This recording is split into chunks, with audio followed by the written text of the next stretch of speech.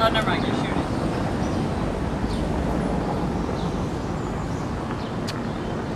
So here we are in Philadelphia in something I think that's called Independence Square. And my good friend Molly, who's the producer of Meetings with Remarkable People, is going to do a show with me. Hi, this is Molly Cheshire, and this is Meetings with Remarkable People. We are here at the Independence Hall complex.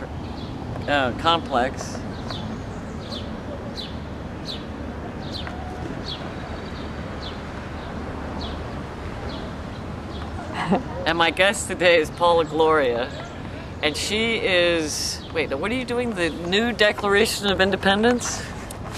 Well, Joe and I have... Hang on, let me close up on you and Joe.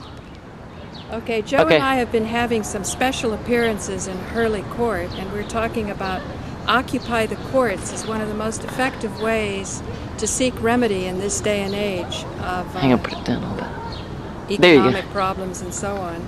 So before I get on to the new Declaration of Independence, where we replace the king with the corporate United States of America residing in the District of Columbia, let me give you a little background of how we got there and why we saw that this was such a timely thing to do, to be reminded of our culture, our history, our heritage. So what I'm saying here about us being in court and very much wanting witnesses, because we know law, we've studied the Constitution, we've studied the Declaration of Independence, and we're really quite excited and optimistic about the remedies that are possible. So what I'm saying here is Joe Barton has been an effective, long-time cannabis activist for over 40 years. Joe started the Freedom First political party to free all marijuana prisoners and has worked with NY Camp, Citizens Against Marijuana Prohibition, organizing rallies in Albany. Most recently, Joe and his wife, Paula Gloria, that's me, have been targeted by the same sheriff's department's officers, making it 3 times in 3 years for Joe. Thanks to public access TV and the support of the Woodstock, Manhattan community, their last court appearance had enough people to make the judge pause and reflect. So to continue, thanks to public access TV and the support of the Woodstock, Manhattan communities, their last court appearance had enough people to make the judge pause and reflect. Now they need you. That's we, they. Joe's case at the New York Supreme Court of Appeal has pinned the local courts tampering with the transcripts. Joe knows the law, but just needs witnesses. If people don't stand up for those who have been fighting for them, then after Joe, they will be next. Come and learn how to argue your case on pot, foreclosure, or taxes, as all these victimless crimes, except against we the people, go through these limited jurisdiction courts, which trick us out of our rights. Come to Hurley Justice Court May 17th, 2012 at 6 p.m. when Paula Gloria, that's me, and Joe Barton make a special appearance under duress as they address this court's lack of jurisdiction. Email court@townofhurley.org or call 845-331-7474. Ask Michael Jordan for a fair hearing for Joe and Paula Barton. So all we want is due process and equal protection. And upon reflecting on what due process and equal protection means, Joe and I have spent a long time looking at the Constitution of the United States and also the Declaration of Independence. And we were just astonished at how similar the situation is today. So all we had to do was replace the king with the corporate United States of America residing in the District of Columbia, and it practically fit like a glove. Once you understand what's really going on with the courts, you appreciate the great Supreme Court rulings that we've had as this young country has come of age, which is basically taking a good old boy network and breaking it up and allowing free access to the people, to resources. When people are not enslaved, when they're working at what they like to create and don't have to slave away for somebody else, that's when the greatest creativity and the greatest wealth will be achieved.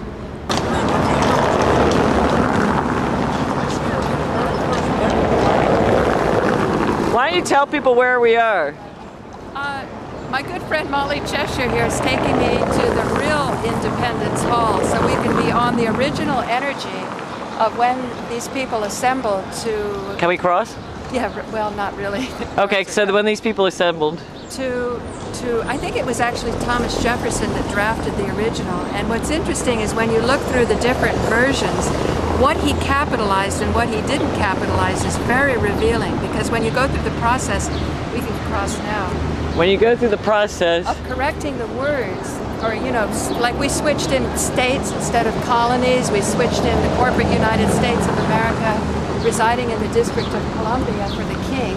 And keep in mind, we don't have a problem with corporations per se, just this particular corporation. It's a Delaware corporation, and there's a couple of versions of them. One is... Wait, Delaware corporations? You mean that back then? That was a big deal too?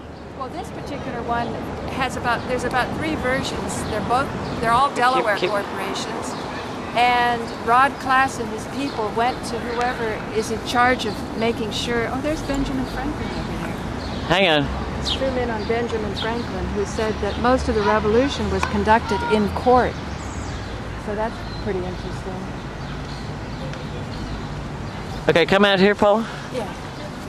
So what's interesting about a Delaware corporation is that after you incorporate, in order to practice in the 50 states, you have to register in each state that you're conducting business.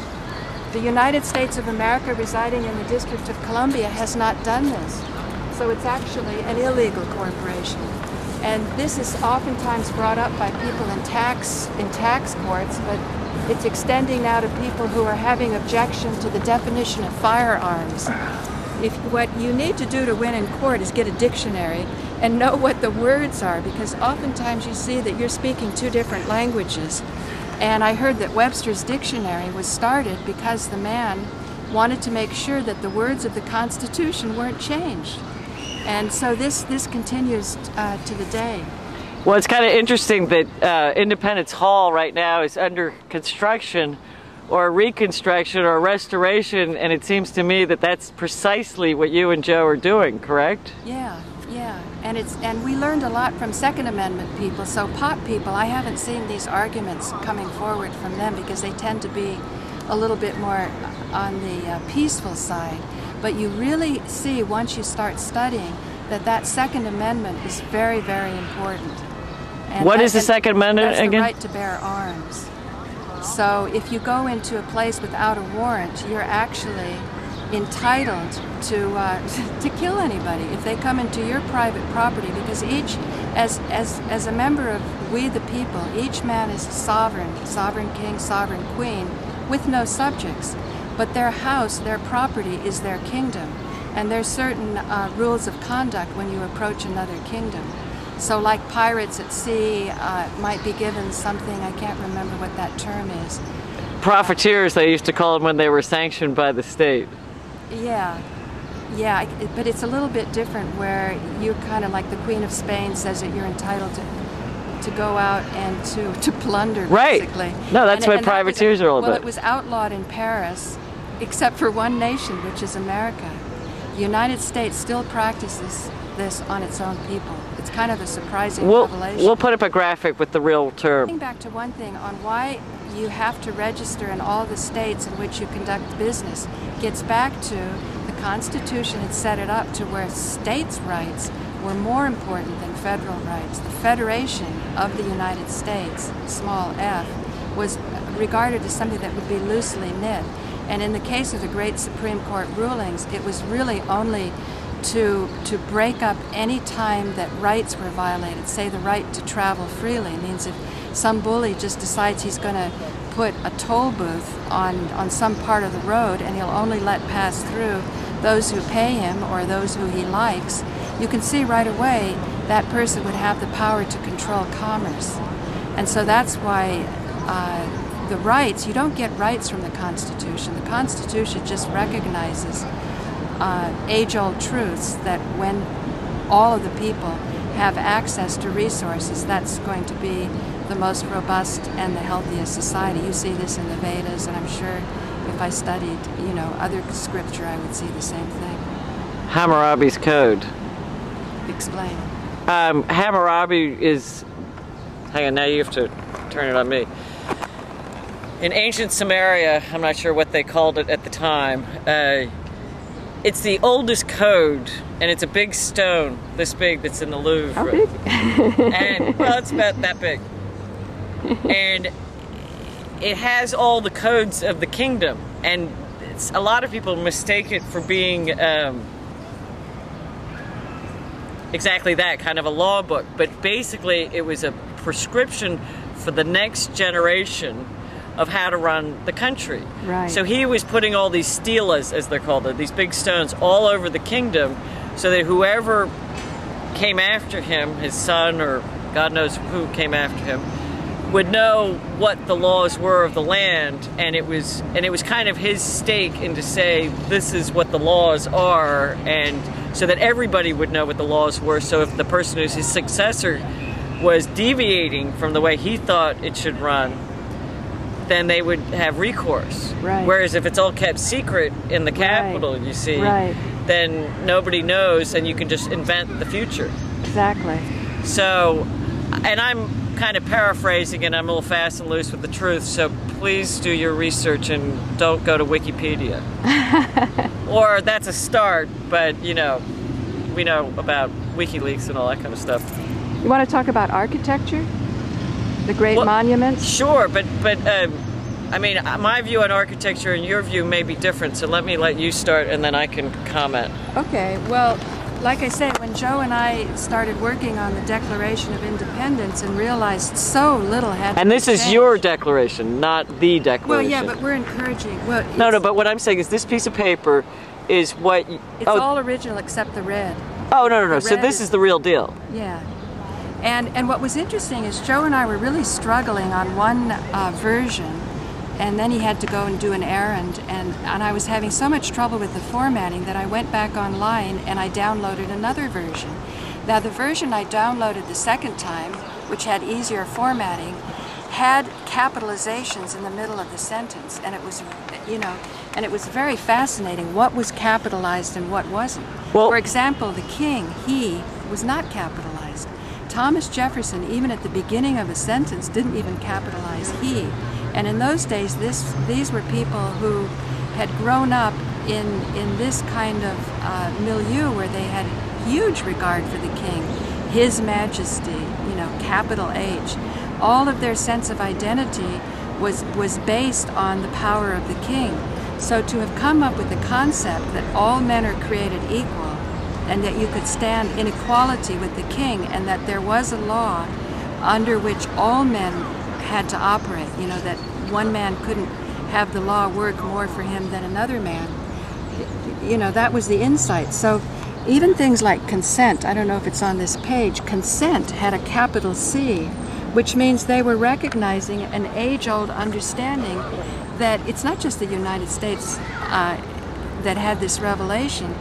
Even in ancient times, ancient kings got their power from the consent of the people. Implied consent. Well, if the people are educated, if they're prosperous, if they understand what's happening, no matter how seemingly humble their occupation is, they're growing, and they're growing in the truest sense with connection with their soul. And that gets to more of this divine idea of law. And you were talking about ancient Egypt. No, I was Samaria. Of Samaria. You know, Iraq, basically. Yeah, old civilizations have records of some of the most exalted revelations and understandings that human beings have had. They've left records of that, they've exchanged that, and hopefully they erect their civilizations upon these truths to it so that they can grow even more.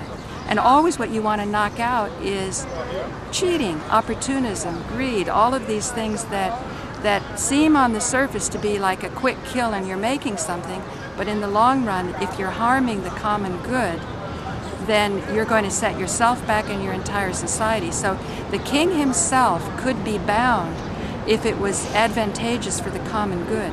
So when you go into court today, you should be able to have the right to do anything you want as long as you don't harm someone else or the common good isn't threatened. Okay, and I just want to comment on that. In ancient China, the emperor was held responsible if the country was actually prosperous. So if everything, like if there was a famine or flood, they were basically, I don't know if their heads were cut off, but they were banished from the empire. And so, for example, there's a theory that Schock, you know, Robert Schock, Mystery of the Sphinx, had that Robert Schock is a geologist. That they didn't go over at the University of Boston. Anyway, that the people from Asia didn't come over the Bering Strait. They all got into their ships and came eastward and ended up in America. So that the reason why all of the, like your friend Buck, who's Chinese, when he showed up at the powwow and they said, "What tribe are you from?" and he says, "A big one," because he didn't want to pay full price. So they thought, said, "Oh, Navajo," because that's the biggest tribe. He goes, "Nope, bigger than that." So, but that's why apparently the Native Americans look very Oriental and have a lot of characteristics, is because there was this flood of people that came over from China, and they were all the high-born people of the emperor, you know, because not just the emperor, but his whole court would get banished. And so then they would bring someone new in, and if they, you know, if the country did well. So you think royalty went over the Bering Straits, or? They didn't get over the Bering Straits. They went on their ships. They were incredible navigators and shipbuilders. They had these huge Chinese junks that are very seaworthy. And so they went across the Pacific. They just went east, and eventually you run into America. I'm really glad you brought that up, because I think if we understand the cultures of the world better, and not just superficially, very profoundly, understand the law upon which their culture is based, we can really advance to where we don't have war. For example, right now, I think it's important that we understand the foreclosure fraud and the scam that went on. Otherwise, whoever gets stuck with the hot potato will be blamed for the foreclosures. We have 12 million people, 12 million families that have been evicted out of their homes. And again, when we were looking at the Declaration of Independence, we found practically to a T all of what's happening today was happening then. Some of it saying that the judges were being paid for by the king, and as a result, he wasn't impartial. Going on about large bodies, military bodies are being built up. Even now, you know, we're calling it, we changed it in red to paramilitary police, independent of and superior to the civil power. When you go into these courts of limited jurisdiction, which are private corporations, and Wait. Why don't you explain that? Because that's a pretty wild concept. Private corporations and judges, that sounds just too fantastic. Our Constitution calls for an Article 3 District Court of the United States. Small d, small c, District Court of the United States. And why don't you explain why small d and small c make a difference? Okay. A District Court of the United States is where an American can appeal when he feels he hasn't gotten due process. And in order to do this, because usually he hasn't gotten due process because the prosecutor, the judge, the public defenders are all in cahoots with each other. So it's understood that you're going to have to be the belligerent claimant and stand up and explain, even inartfully, and especially if you're not a lawyer. The Supreme Court rulings have said that no matter how inartfully construed, the meaning should be liberally interpreted.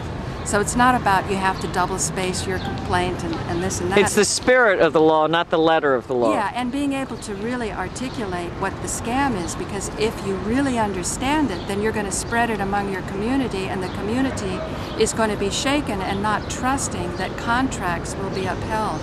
Because basically, court is established, the jurisdiction is established by a harmed party.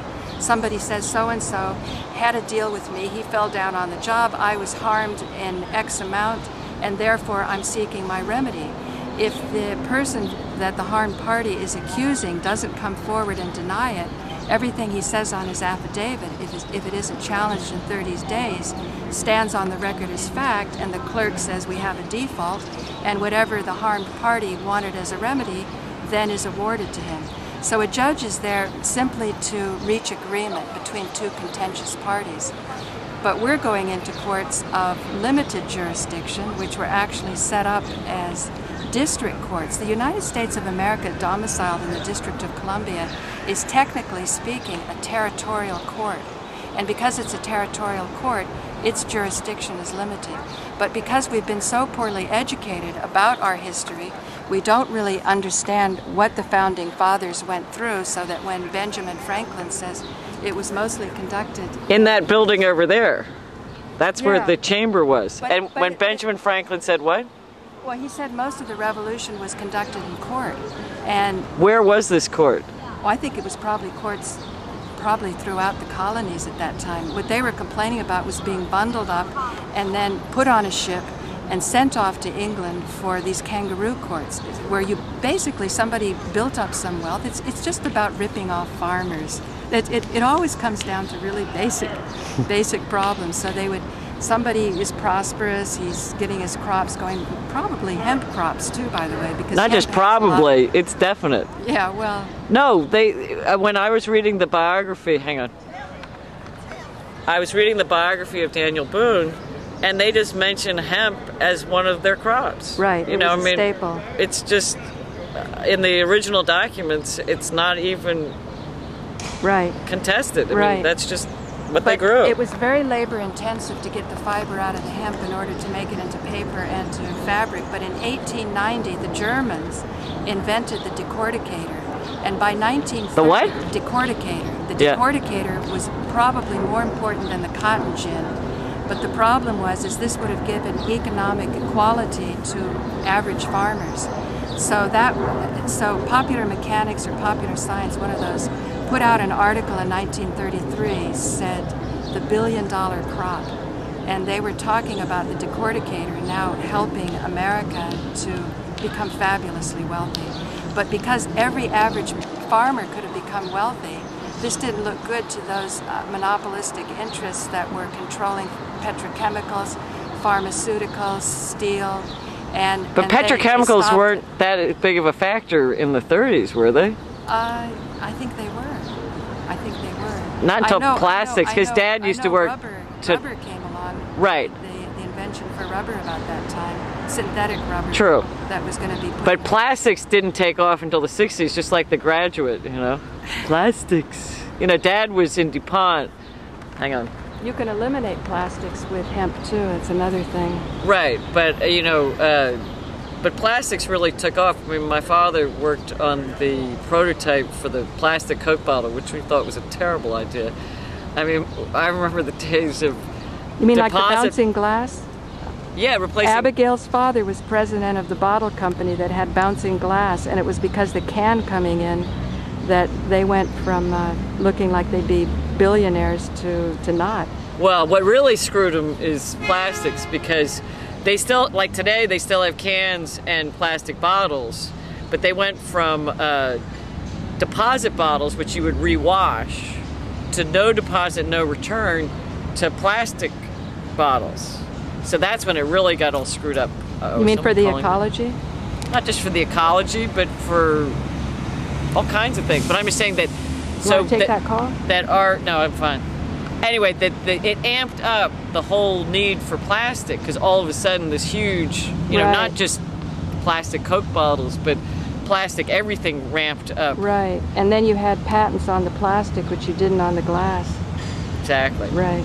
So anyway, we need to wrap up what you need to say, because you've got about 2 minutes. It's just really exciting to know what the human spirit can do. It's done it before, it can do it again. We don't have to do the messy, bloody part of the revolution. We're not saying to have another revolution, we're saying it's already done. We just want judges, prosecutors, to go by the law, just be lawful. It's laid out, it's worked in the past, it's known that societies that are based on slavery are not as prosperous, they're not as secure, they're not as steady. And we have far too many people incarcerated. Certainly no marijuana person should be there in prison. Okay, thank you so much, Paula, and good luck with your cause. Thank you.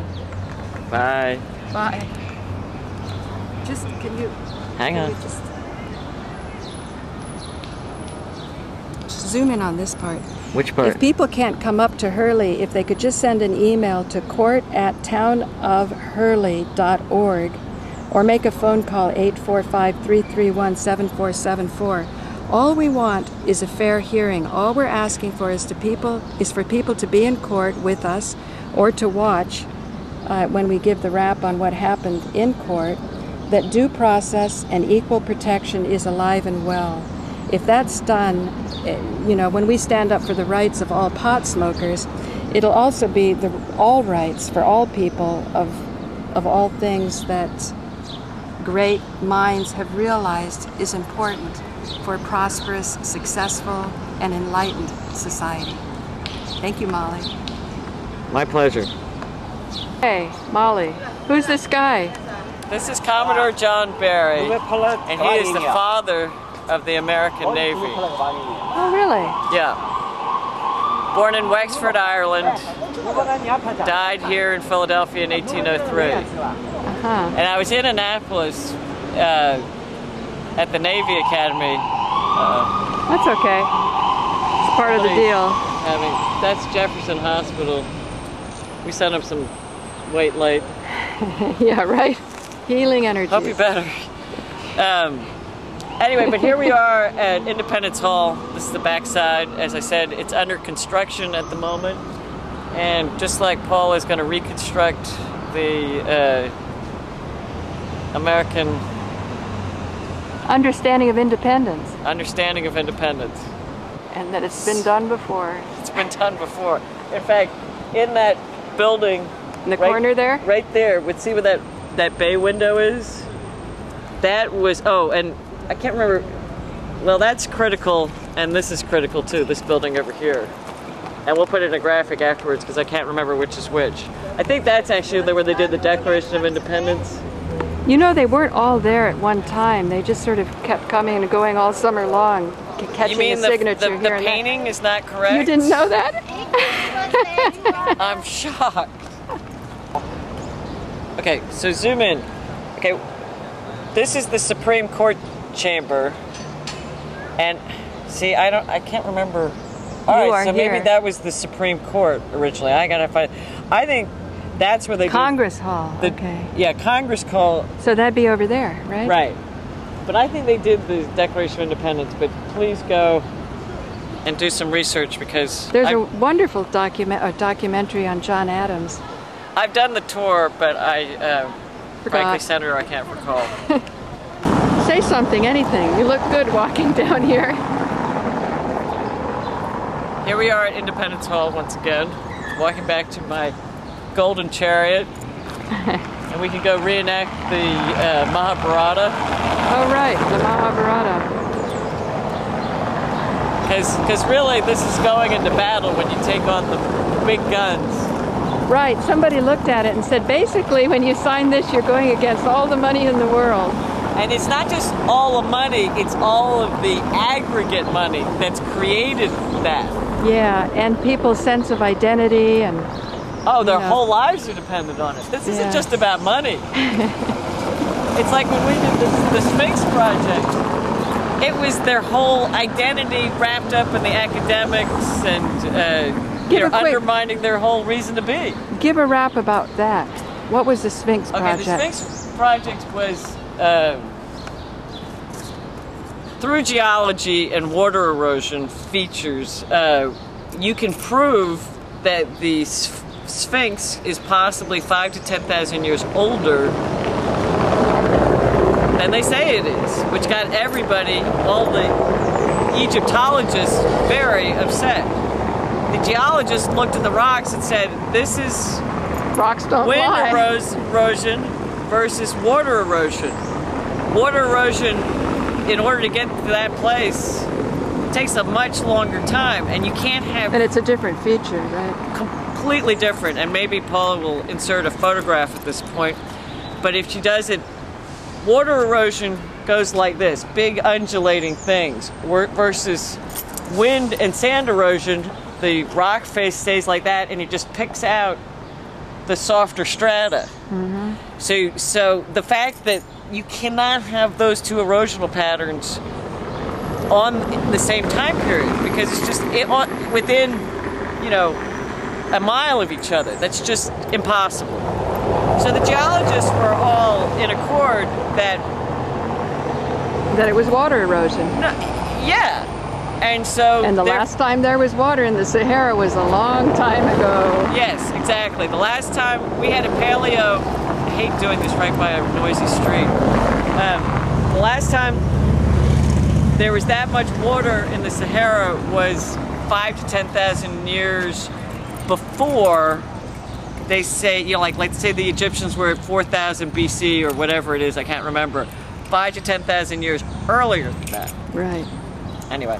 Something to think about. Something to think about. Tell me about the Pan Am building.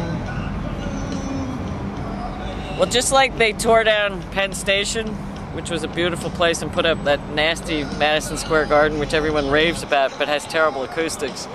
Nevertheless, at Grand Central, they were going to tear down Grand Central, and Jackie O, I believe, stepped in, and so they put the Pan Am building right on top, and I guess put huge pillars to support it, which is now the MetLife building. But it ruins the whole view down Park Avenue, because it used to be this beautiful Grand Central Station was right in the middle of Park Avenue, and you saw the incredible skyline, and now you've got this nasty building. I just shot that, and I quoted your mother from memory, what you told me when I was on my way for my thermography session.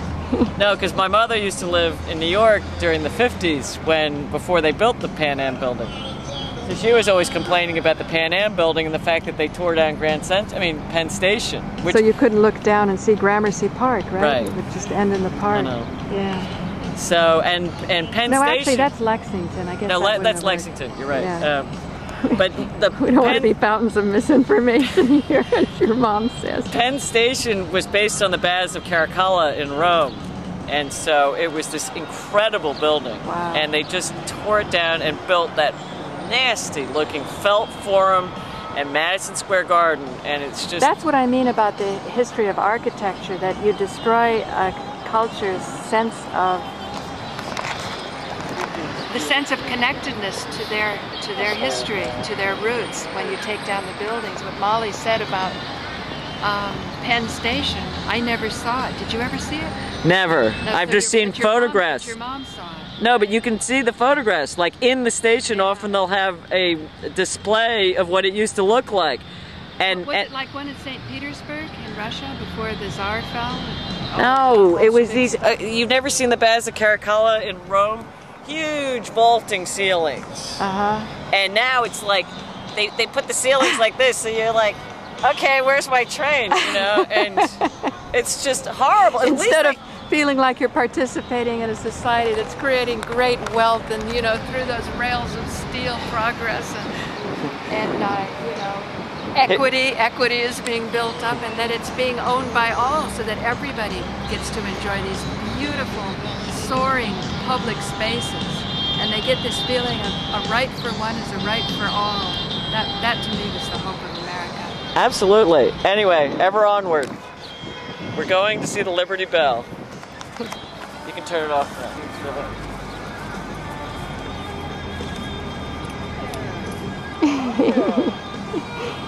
Hey.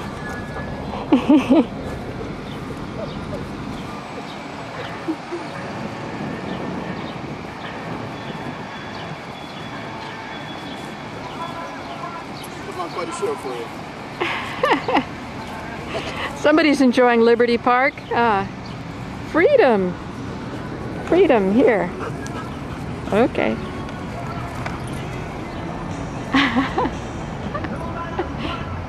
You'll be on Manhattan Neighborhood Network. Manhattan Neighborhood Network. Excellent.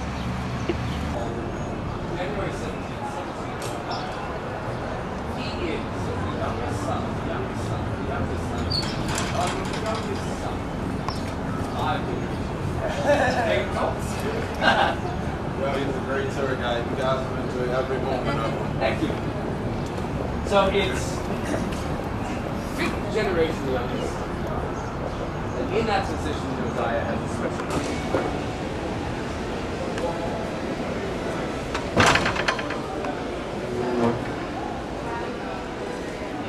Okay, here we are, creation of a nation. Independence National Historical Park commemorates the founding of our nation. Its heart is Independence Hall, often called the birthplace of the United States of America. In this building, the founders debated, drafted, and signed the three most important documents related to the creation of our nation: the Declaration of Independence, the Articles of Confederation, and the Constitution of the United States. You can actually see the documents displayed in the West Wing of Independence Hall. Throughout Independence National Historical Park, you will discover the people and the activities that contributed to the quest for American freedom and independence. Visit the City Tavern, where in the months leading up to declaring independence, many passionate discussions about Britain's unfair treatment of the colonies took place. Drop by Carpenter's Hall, where in 1774, the first formal gathering of the colonists convened. When you visit the Declaration House, imagine what Thomas Jefferson was thinking as he drafted the Declaration of Independence.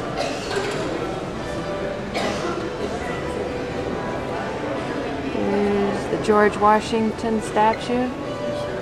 And we feel we have a lot of good evidence that these guys were serious hemp smokers, not just hemp farmers, but hemp smokers. One or the other said, "I'm going to come and visit you when the buds are in."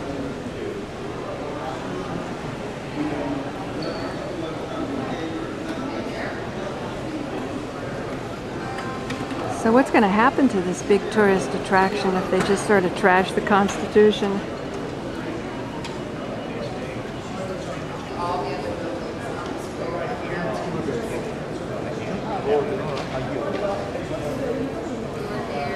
It says, "Sorry, all Independence Hall tickets have been distributed for today."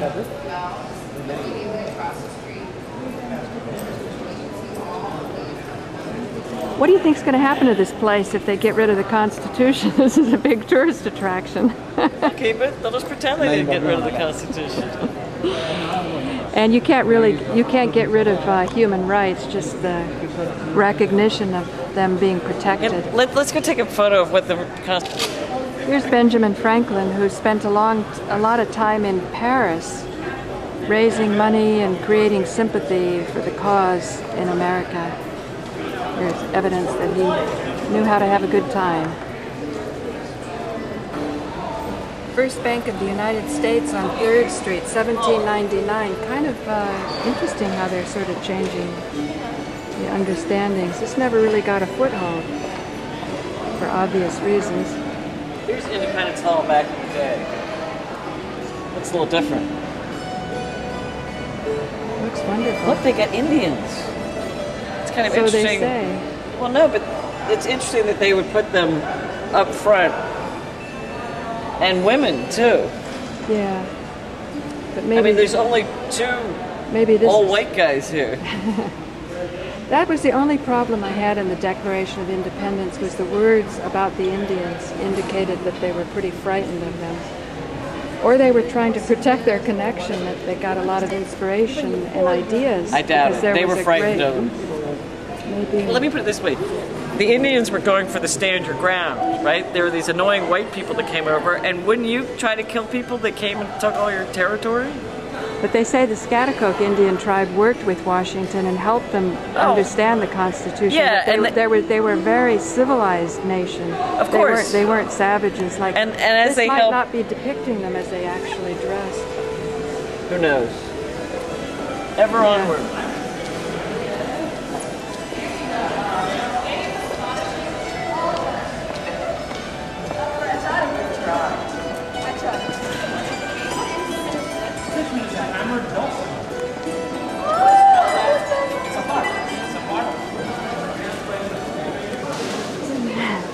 There's going to be a revolution.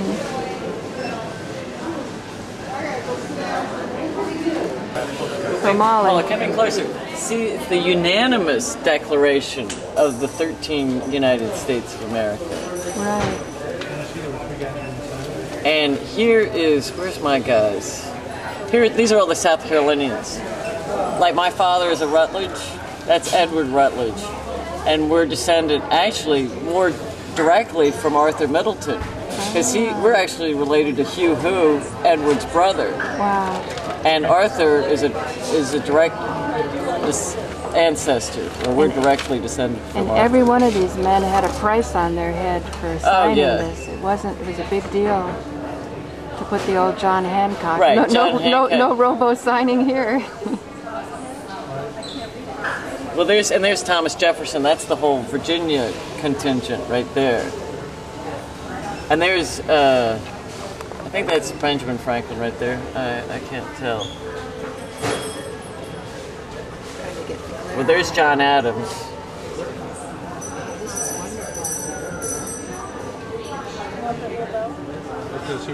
So the whole thing is in there in that tiny Sorry, little Polly, print. there's other people that want to go I was just ahead. curious what the price was. Excuse I me. don't know. See, someone's stealing the Declaration of Independence as we speak. For only $69.99, you too can Such own the a deal. Declaration. It got away. You know, you see how tiny And here, they well, and wrote. here's another version of it. See, look at this. Yeah, but This was the fancy, well, what was schmancy. the original size? I think the original looked like that, and it was Is that the on size? lambskin. Oh, I thought it was on hemp. Well, maybe it was on Was hemp. that the Okay, you could be right. I don't know. Constitution? Do You your know what it was research. on? Parchment is what I heard. Parchment? Yeah. They have copies of these over in the I know, I bought West one. Wing. Another time. No, over there in the Independence Hall. You go through security, and Yeah. there's a thing called the West Wing. You can just walk in, and they have copies of this and the Declaration of Independence, Well, here- Articles of Confederation. Yeah. Here it is, right here. No? Yeah. Hey, we got our own Declaration of See, Independence actually, kit. not to blow my own horn, but that's one of my ancestors, and his brother was one of my ancestors. Oh, wow. So, You should have one at home then. I do. I do. Congratulations. Well, it hasn't gotten me much. It's all a question of what you're doing in this generation. Yeah.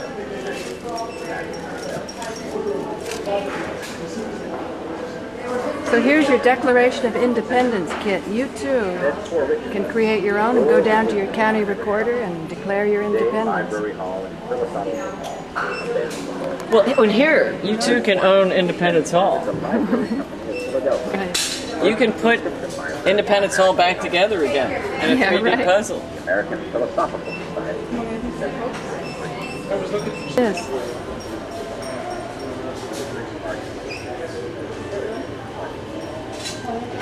I might have to get this.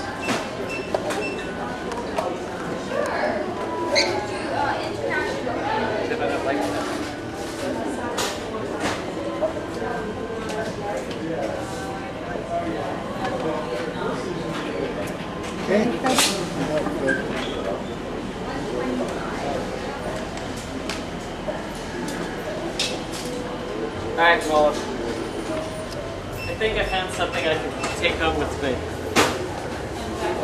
Oh, that's nice. to remind A little me power every off day. of this wonderful day. Well, not just that, but my wonderful family. It's all about me, just remember. You know, George. But hang on, let me just say, I know I'm kind of cavalier about being related to all these guys, but it's not who is your ancestors, it's what are you doing in this generation. That is Right. what's really important. It's like, how can you parlay all of that stuff? You know, watch out, there's someone behind you trying to get through. So that is the challenge. Yeah. We were looking through the spin factor too, and I was very intrigued by a story Joe told me, which is that a librarian at the Theosophical Society, back when he was in his early 20s and fighting his first jury trials about marijuana, this old librarian wanted Joe to read one of the 2 biographies of George Washington in existence. The only other one was in the National Library of Congress, and the Theosophical Society had one. But Joe was just too busy dealing with his court cases to read it, although he had been going into the Theosophical Society to do research on his interests in alchemy. So I'm still hoping to this day we can find a copy of that biography that George Washington approved of. We're speculating that it had a lot of reference to the fact that he was a cannabis smoker, and that enhanced neuronal connections is what allowed him to see more.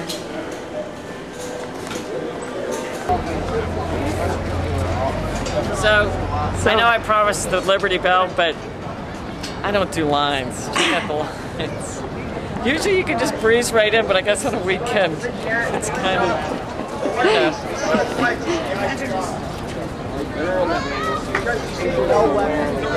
On the outward appearance, you couldn't doubt they were representing God. But Jesus called them whitewashed sepulchres, full of dead men's bones, hypocrites. Woe unto you! The prostitutes will enter the kingdom of God, and you won't. And Jesus gave the illustration. The independent. That we never caught on. Stand next to him. Well, it rang and rang throughout the years for every purpose under heaven except one. It did not tell the time. That's the only thing.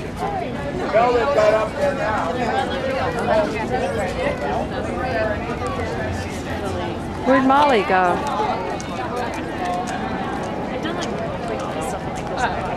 You know, what's interesting is this is a war flag. There's actually another flag of the United States that's a peace flag.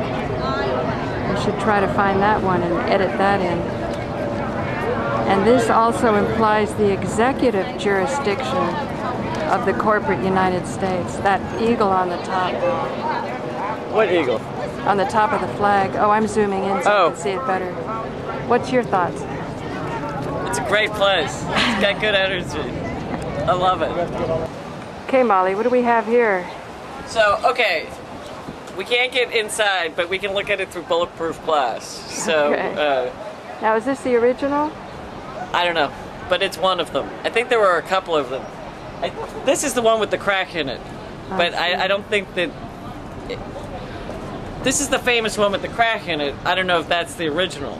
Yeah. You know, I've heard all kinds of conflicting stories. Let Who knows? Liberty Check ring. it. Do your own research. Right.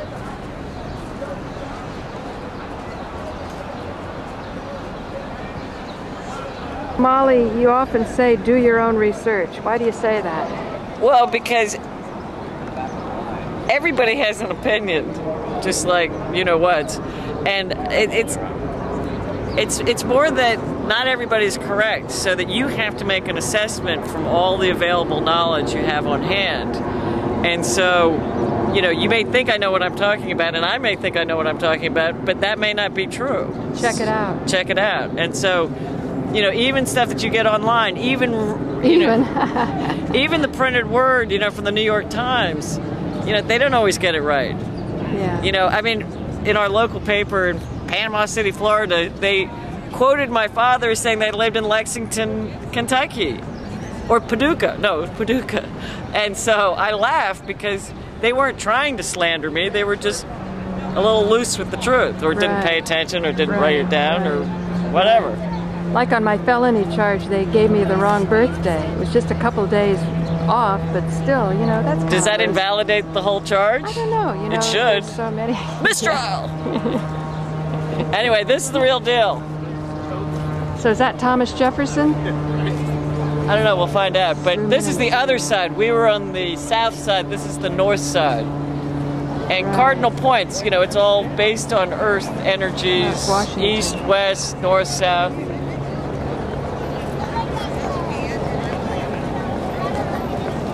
Now, apparently, this is the father of our country, Washington. And he was, what I liked about him is that everybody could agree on it, you know. But the problem with him is that was also the problem, is that without him, no one could agree. There wasn't unification. So we could have easily turned into a monarchy based on merit. But who would have, I mean, maybe his son might not have been as talented. What's that, Molly? Well, Oh, sorry. Excuse me. What? Sorry. You shouldn't be on this side. Okay. Go through security screening. Oh, I'm sorry. Okay. I didn't realize that. What's the matter? No, we're supposed to go through security. We have to go through security. Well, Okay. just wait. Let's not. Sorry about that, guys. I didn't realize that this was. I thought it was just chained here. It's like people on that side. Thank you.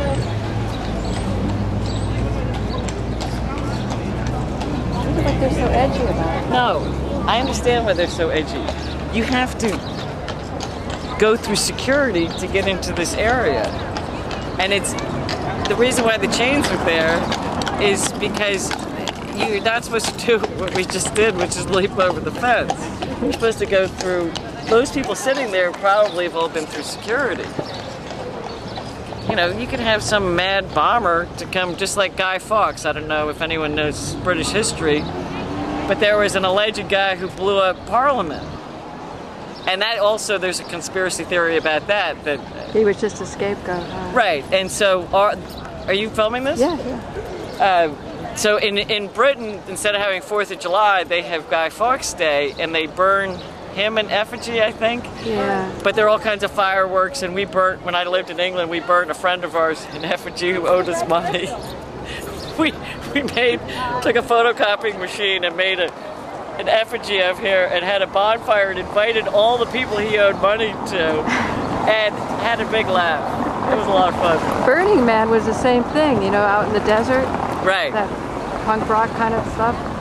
That was supposed to be some guy was mad that his wife ran off with somebody. Here, wait. Now, Burning Man, what's Yeah, I this? heard.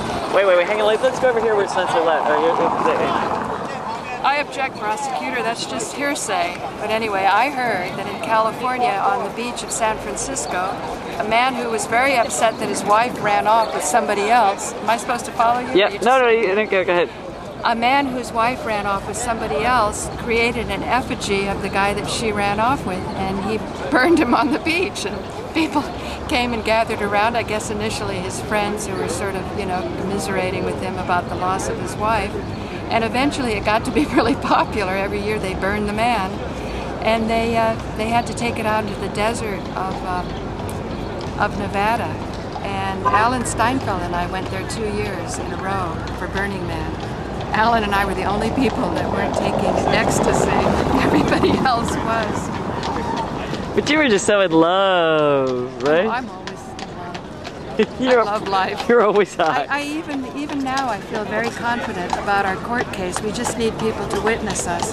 And we really encourage people to come not just to support us, but to support themselves. So whether you're dealing with a foreclosure issue, a property tax issue, a pot issue, you would be well to understand the history behind us, what the Constitution is, what the Declaration of Independence is, and what it means to be a free people, and the responsibility that we have, that you do have to stand up. Because the public servants have sworn an oath of office to the Constitution to uphold what protects our rights. The Constitution doesn't give us our rights. If we say, I have rights under the Constitution, then if the Constitution is shredded up or Obama signs it away, that would imply that the rights are gone, but they're not.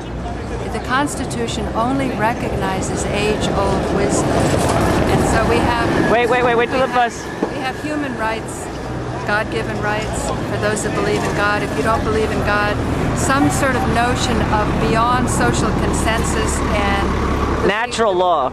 Yeah, natural law. I mean, you can say that there's the law of the jungle, too. Somebody said that's a law, too. That's not natural law. Eats the little fish. But the idea of a complex and great society is a society that has division of labor and recognizes the importance of everybody's contribution. And you don't have to enslave them to get what you need done. I mean, Marshall Rosenberg often said an authority-based communication is not as fulfilling as when you know that somebody's doing what you're asking of them because they understand why you want them to do it, and they're in agreement. And if they're not in agreement, you have an interesting dialogue about it, And the idea is that you'll come to a deeper understanding about what you want, and maybe you didn't want that after you talk with somebody. So, wrapping it up, this is Paula Gloria coming to you, thanks to my friend Molly Cheshire, from Independence Hall in Philadelphia, Pennsylvania. And meetings with remarkable people here in Independence Hall. Paula Gloria. Stay tuned.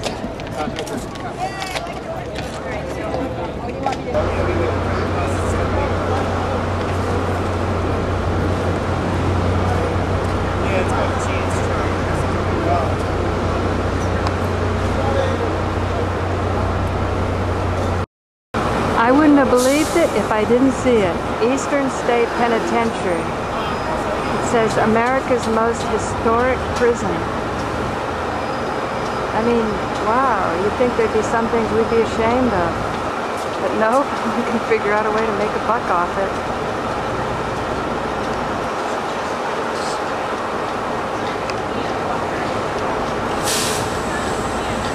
I wonder if they securitize this whole tourist operation. So the tourist industry seems to be interconnected with the prison industry. We need to get the CUSIP numbers on that.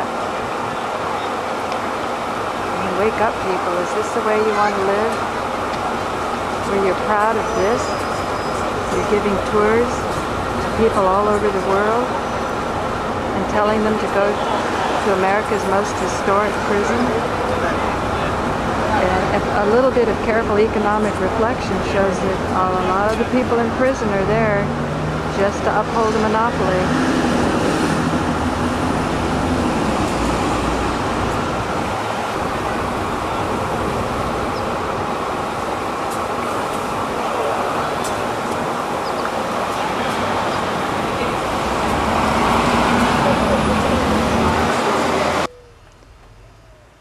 So here's the hunt closet, and this is an idea of small business where a lady has taken her passion for horse riding and she's created a place for anything to do with the hunt, and it's here in her house, and I guess it's zoned properly in this particular community.